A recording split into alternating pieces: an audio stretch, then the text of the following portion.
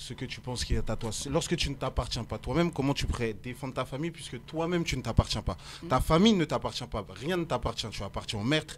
Donc le maître, lui, s'il décide de t'arracher tes enfants, de tuer ta femme ou de te mettre au bagne pendant 8 mois, comment tu peux défendre ta famille même si tu le souhaites? Ça, tu rejoins ce que je dis, oui, ça rejoint ce qu'il a dit.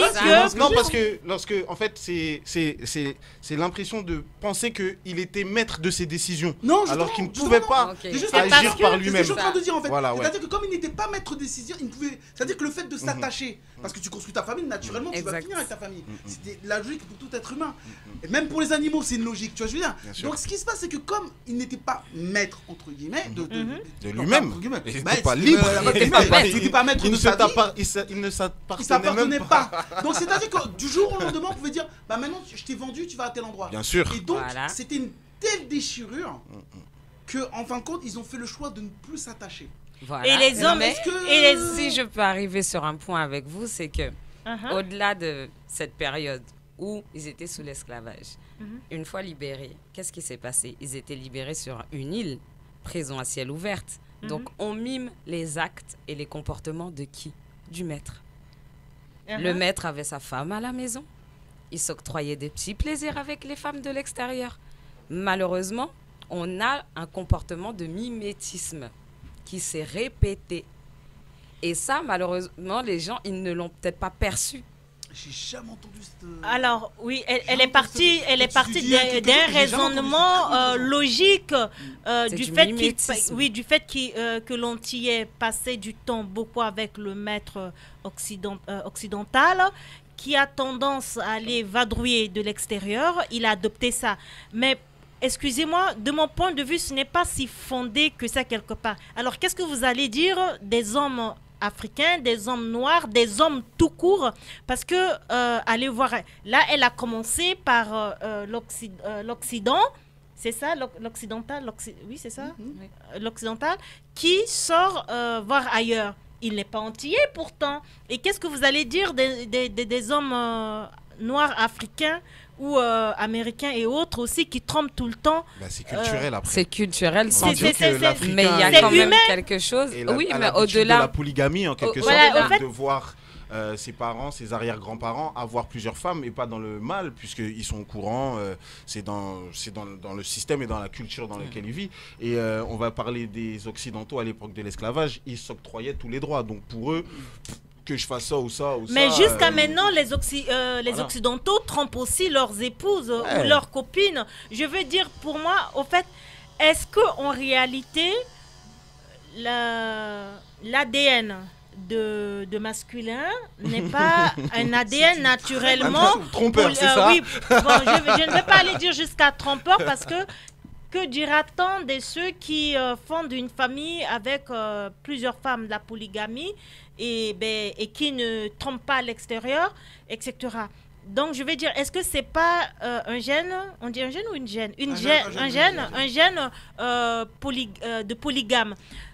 Alors, regardez autour de nous. C'est une très bonne question que tu poses parce qu'en fin de compte, il y a des gens qui ont fait des études et qui considèrent qu'un homme ne peut pas rester avec une seule femme. C'est des points de vue pour moi.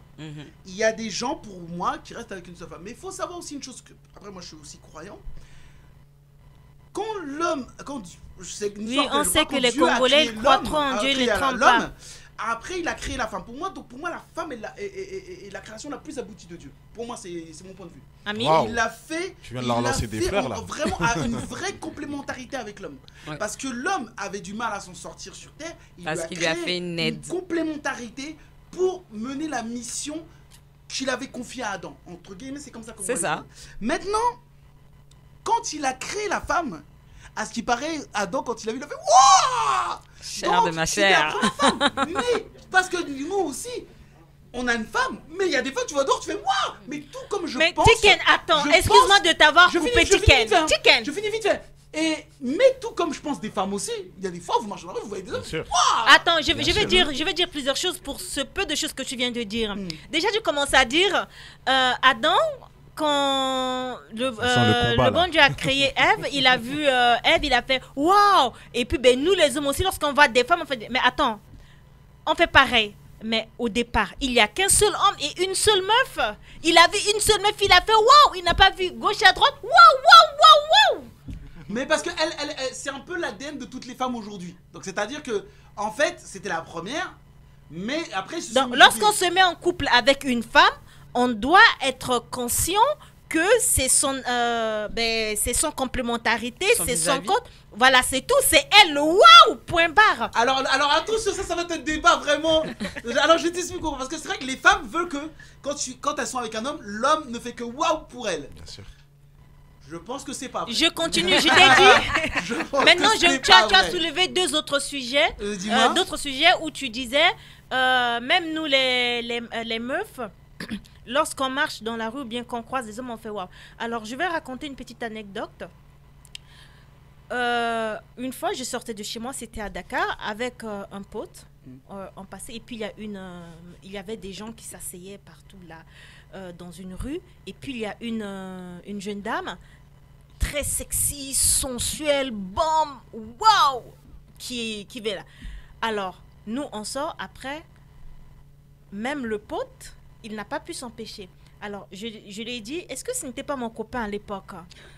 Alors, je dis, attends, regarde, tous les hommes autour, il y avait des femmes, hein, mais systématiquement, tous les hommes, lui y compris, tournent les yeux.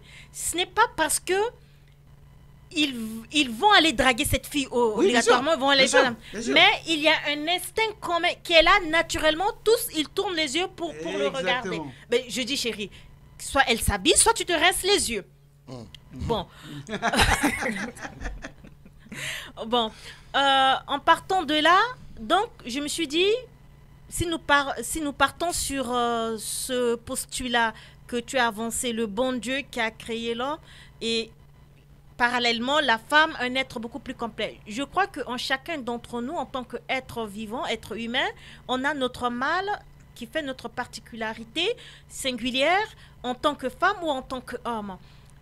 Pour les hommes, effectivement, c'est ce mal-être de ne pas s'abstenir devant la chair féminine, tout de suite de s'emporter dans l'extase, etc.